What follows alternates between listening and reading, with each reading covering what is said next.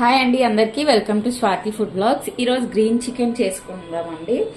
ఎలా చేయాలో చూపిస్తాను. దానికి కావాల్సినవి చెప్తూ ఉంటానండి. చూడండి, కొద్దిగా మెంతులు వేస్తున్నాను, అలాగే ఒక 2 స్పూన్స్ ధనియాలు వేసుకోండి,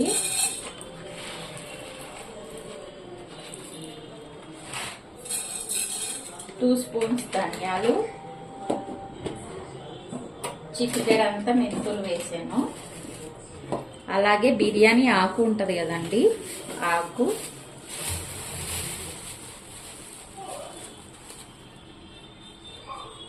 రెండు సన్నగా చెక్క ముక్కలు, దాల్చిన చెక్క, సిన్నమిన్, కొద్దిగా సాజీరా,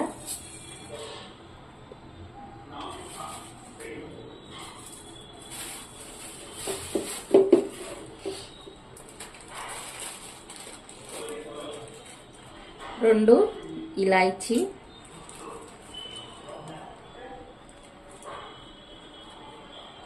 4 లేదా 5 లవంగ ముక్కలు వేసుకొని ఇవి లైట్ బ్రౌన్ వచ్చేంత వరకు ఫ్రై చేసుకోండి. అలాగే ఇందులోకి కొద్దిగా కస్తూరి మేతి ఉంటుంది కదండి, మీరు షాప్లో వెళ్ళి అడిగితే ఇస్తారు, అది కూడా లైట్గా ఫ్రై చేసుకోవాలి. ఇప్పుడు ఇవన్నీ లైట్గా ఫ్రై అయిన తర్వాత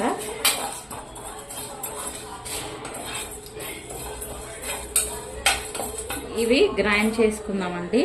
ఇవి లైట్గా ఫ్రై అయిపోయాయి కదా, ఇప్పుడు గ్రైండ్ చేసుకొని వస్తాం. మనము అవి గ్రైండ్ చేసుకునే లోపల ఇందులో అప్పటి వరకు మనకు ఆయిల్ అనేది హీట్ అవుతుందండి. ఒక 4 to 5 స్పూన్ ఆయిల్ తీసుకున్నాను. ఇప్పుడు అది హీట్ అయ్యే వరకు మనం ఇది గ్రైండ్ చేసుకుందాం. చూడండి, ఇప్పుడు ఆయిల్ వేడైపోయింది కదా, ఇప్పుడు ఇందులోకి చికెన్ వేసేస్తున్నామండి.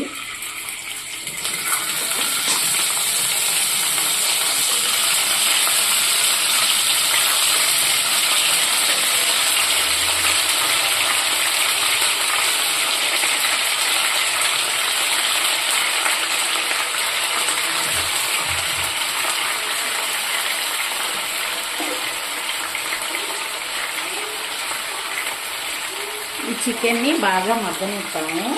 ఇలా మూత పెట్టేసి ఒక 5 minutes చికెన్లో ఉన్న వాటర్ అంతా వచ్చేంత వరకు మగ్గనివ్వాలండి. ఇది పచ్చిమిర్చి, కొత్తిమీర, కరివేపాకు తీసుకొని ఇందాక మనం ఫ్రై చేసి పెట్టుకున్నాం కదండి, ధనియాలు, ఇవి కలిపేసి మెత్తగా పేస్ట్ లాగా గ్రైండ్ చేసుకోవాలి. అలాగే ఇందులో అల్లం వెల్లుల్లి పేస్ట్ ఉంటే అది వేసుకోండి, లేదంటే అల్లం ఉంటే అల్లం వేసుకోండి.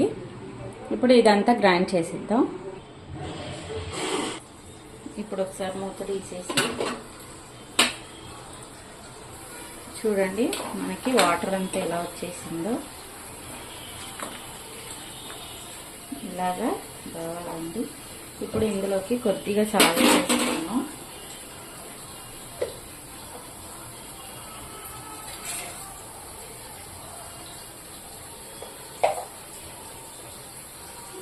వన్ టేబుల్ స్పూన్ వేస్తున్నామండి. ఇంకా తర్వాత చూసుకొని వేసుకున్నాం. సాల్ట్ తక్కువైతే పర్లేదు, కానీ ఎక్కువైతే ప్రాబ్లం కదా, అందుకని మనం కావాలంటే తర్వాత కూడా చూసి వేసుకోవచ్చు. ఇప్పుడు దీన్ని ఇంకో 2 minutes ఉంచుతామండి. ఇలాగా చూడండి, అప్పుడే ముక్క కూడా మనకి ఉడికిపోయింది. మీడియం ఫ్లేమ్లో పెట్టుకోండి. ఇప్పుడు ఇందాకటి వరకు నేను సిమ్లో పెట్టాను, ఇప్పుడు మీడియం ఫ్లేమ్లో పెట్టేసి ఉడికించుకోవాలి. ఇప్పుడు 5 minutes తర్వాత మూత తీసేసేయండి. మూత తీసేసి చూడండి, మనకి చికెన్ అనేది మంచిగా ఉడికిపోయింది, కనపడుతున్నట్టుంది. చూడండి, ఇదిగోండి, మంచిగా మనకి మగ్గిపోయింది. కాబట్టి ఇప్పుడు ఇందులోకి చిటికెడంతా పసుపు వేసేస్తున్నాను. అలాగే 2 టేబుల్ స్పూన్ అల్లం వెల్లుల్లి పేస్ట్ వేస్తున్నామండి. వేసి ఒక్కసారి వీటిని మంచి ఆయిల్లో వాటర్ చూడండి, వాటర్ అంతా వినికిపోయింది. ఇప్పుడు ఈ ఆయిల్లోనే ఇది ఫ్రై అయిపోతుంది మనం అల్లం వెల్లుల్లి పేస్ట్ అనేది.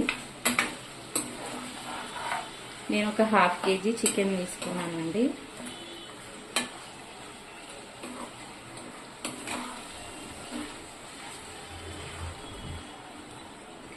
ఇప్పుడు ఈ అల్లము మరీ అంత వేగితే గిన్నెకు అంటుకుపోతుంది కదండి. కాబట్టి మనం ఏం చేయాలంటే మరీ ఎక్కువగా ఫ్రై అవ్వనివ్వద్దు, ఆ ఫ్లేవర్ కూడా అంతా పోయింది. ఊరికి ఒక 1 minute అలా తిప్పేసేయండి, సరిపోయింది. ఇప్పుడు మనం పేస్ట్ చేసి పెట్టుకున్నాం కదండి, కొద్ది వాటర్ వేసి పేస్ట్ చేసాను. కొత్తిమీర, కరివేపాకు, పచ్చిమిర్చి. ఇప్పుడు వాటిని ఈ ఆయిల్లో వేసేస్తున్నాను. వేసి మంచిగా ఒకసారి కలిపేసుకోండి. ఇది కలిపేసుకున్న తర్వాత మూత పెట్టేసుకోవాలి.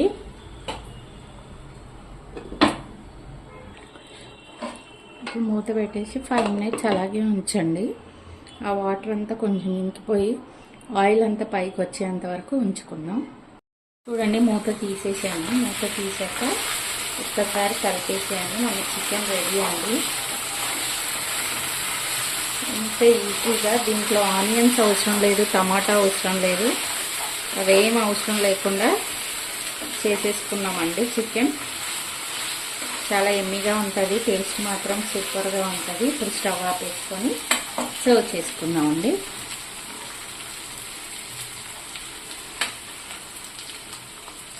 నేను సర్వింగ్ ప్లేట్లోకి తీసుకుంటున్నాను.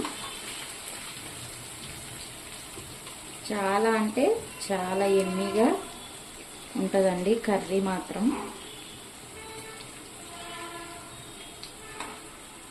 పిల్లలు కూడా అంతే ఇష్టంగా తింటారు.